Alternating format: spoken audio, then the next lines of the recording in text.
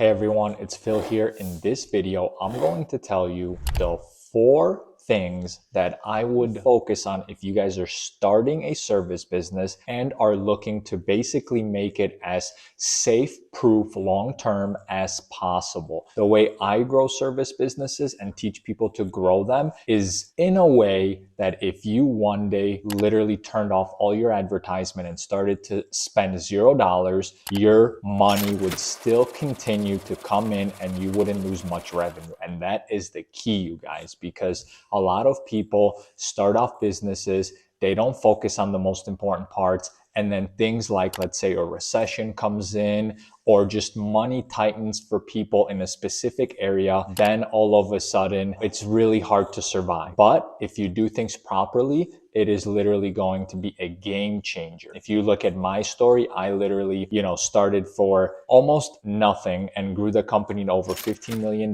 We really went heavy on advertisement in the first 2-3 years. And since then, we barely spend any money on advertisement. And in general in marketing, it's just how you set up the businesses. So let's literally dive into it so you guys can go ahead and see what the most important parts are. Number 1, it's always going to be starting with the service itself. In the service industry, the service is performed by providers. So if you're starting home cleaning, it's cleaners. If you're doing poop scooping, it's poop scoopers. Lawn care, it's people that cut the lawn. And those people are the most important part. If I had to rank the thing that's at the top, it is going to be that. You have to hire the best people, because if you're spending money or just doing marketing or anything and you have average people or just people that aren't very good, no one's going to come back to you. And reoccurring revenue, as I always say, is the king in a service industry. Today, it's king pretty much everywhere because everybody's trying to figure out how to get reoccurring revenue. Car dealerships or car manufacturers are trying to force people to pay for apps and things like that for things that used to come with the car. Insane things. But anyways, reoccurring revenue. The most important part is hiring good quality providers. So that's number 1, okay? That's your service. Number 2 is going to be reviews, okay? You have to collect reviews. Right now, as I'm making this video, the most popular and the most important review platform is Google. Google is pretty much miles above everybody else. Everybody still uses Google and everybody checks Google reviews. And that is not going away anytime soon. You have to leverage those. There's a couple reasons why that one is important. 1, trust. Anybody that hasn't heard of you and your service, they want to get some kind of reassurance that you're going to do a good job. So they go to Google and read the reviews. Without that, it's much harder to actually convert the client. Okay, so this is important. Another one is eventually Google ranks you in their system. Then you may get clients for free.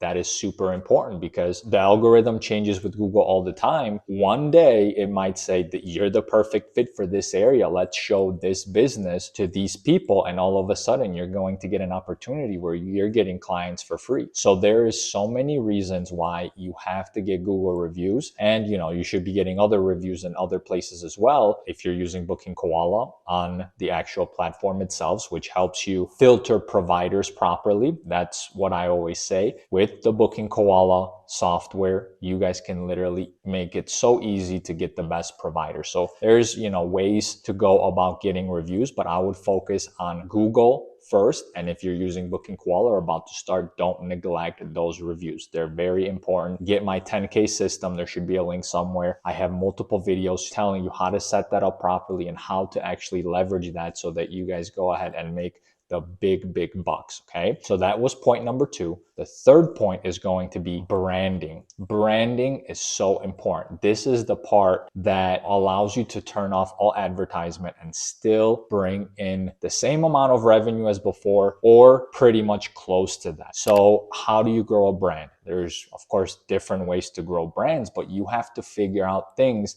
that are going to make your brand better. So what I always like to say is if you have to think about it for a second, whatever choice you're making in your business, and you're thinking from a perspective where, is this good for my brand or is this bad for my brand? If there is any hesitation, don't do it. Long-term branding is the most important part. For example, your goal with reviews is to get as close to 5 stars as possible. And 1 stars come no matter how good you are. They will come. You try to avoid them as much as possible, of course. So if you're going to argue with a customer over $100 and a potential 1-star review, refund the $100. I keep telling this to people, and usually people that have no idea what they're talking about or they're just starting out, they will tell you, no, I'm not giving $100 to anybody for free. That's small-minded thinking. You need to refund that and think about your brand. There's of course other ways to go about branding. For example, booking koala systems, letting customers book online, manage everything themselves, looking professional from the way you answer the phone, things that they will remember and come